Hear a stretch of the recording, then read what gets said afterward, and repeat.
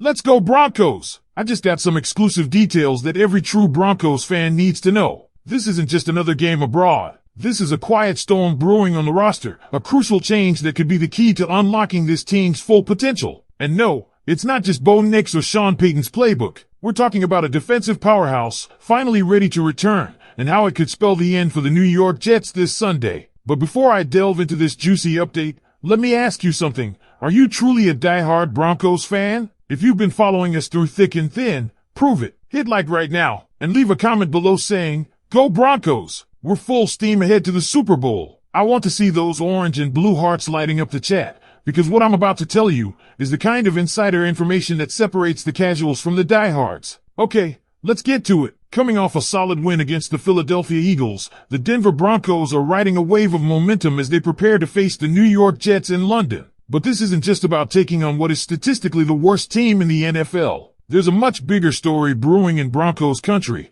and it revolves around a player who could make a major difference in the trenches, Malcolm Roach. Yes, you heard that right. The Broncos have officially designated Malcolm Roach for return from the injured reserve list. While that doesn't guarantee he'll play against the Jets, it does mean his practice window is open. The team now has 3 weeks to decide whether to activate him to the 53-man roster or hold off. If he's not ready after those 3 weeks, he'll be headed to season-ending IR. But let's talk about why this is such a big deal. Sean Payton commented that Roach had some good work in practice. Now, with Payton, you never quite know. He's been known to downplay or overplay injury situations. Just look at what happened with Dre Greenlaw. 1 minute it's no big deal, the next he's on short-term IR. So when Payton says Roach had a good practice, we'll take it for what it's worth. The point is, Roach is closer to returning, and that's great news for a Broncos defensive line that's already stacked but needs help in one key area: stopping the run. Malcolm Roach is a run-stuffing machine. Think of him like a tree stump dropped right in the middle of the line. He clogs gaps, anchors the defense,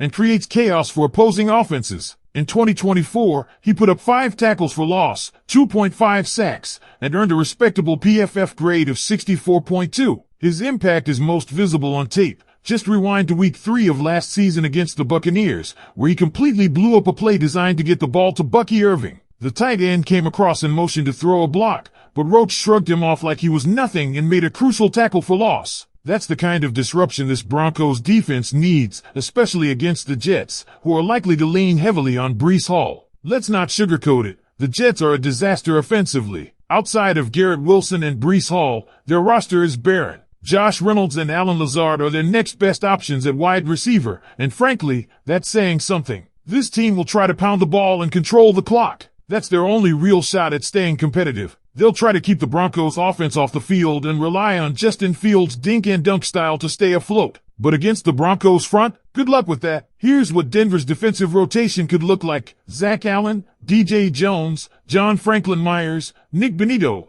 who is a legitimate Defensive Player of the Year candidate, Jonathan Cooper, and the returning Malcolm Roach. That's a front loaded with power, speed, and smarts. Roach might only see 15 to 20 snaps as he eases back in, but even limited reps from him could be game-changing against a weak offensive line like the Jets. And speaking of weaknesses, the Jets' offensive line is just as bad as their receiving core. That's not just opinion, that's backed by tape and stats. This is a matchup nightmare for them. The Broncos have the best pass rush in the NFL right now, while the Jets have what many consider to be the worst defensive line. It's a classic mismatch, and Denver needs to take full advantage. Now, while the Broncos are clearly the better team, there's still danger lurking. This could easily become a trap game if Denver takes their foot off the gas. The Jets are bad, but they're still an NFL team. One lazy quarter, one mental lapse, and suddenly you're down 17-13 with 5 minutes left, scrambling to avoid a loss. The Broncos have to carry the same energy and focus they brought against the Eagles. No excuses, no overlooking the opponent. This league punishes arrogance. Another area Denver must clean up: penalties. The Broncos currently have the second most penalty yards in the entire NFL, 411 yards, just behind the Giants. 30 of their 52 penalties have come on the road, which speaks to a lack of discipline.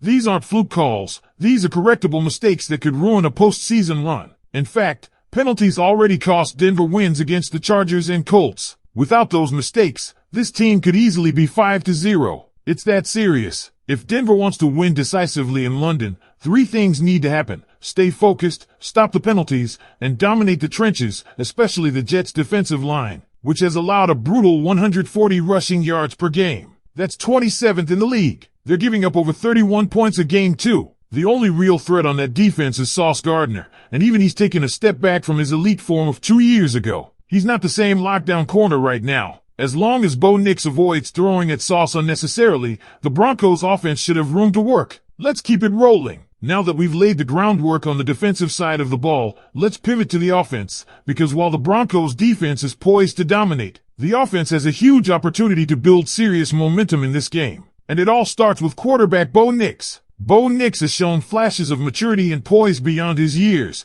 and this matchup against a soft, struggling Jets defense is a golden opportunity to take another step forward. The Jets are allowing 31.4 points per game, that's 31st in the entire NFL, and surrendering 140 rushing yards a game. Their defense is falling apart. Sauce Gardner might be the lone bright spot, but even he's not the lockdown corner he once was. As long as Nix is smart with his reads and avoids forcing throws toward Gardner's side, the rest of this secondary is ripe for the picking. This is a game where Sean Payton's play calling needs to shine. Denver should come out with balance, establish the run early, especially with how bad the Jets are in that department, and then open up the play-action game. If Javonte Williams and Jaleel McLaughlin can start gashing the Jets' front for consistent gains, that sets up Bo Nix to go to work against linebackers and safeties who are already struggling to keep up. And let's not overlook how important that run-pass balance is, especially overseas where travel fatigue can affect rhythm. Controlling tempo will be key, and no one manages clock and rhythm better than Payton when he's in his bag. Expect Marvin Mims Jr. to be featured more this week. His speed is a game changer,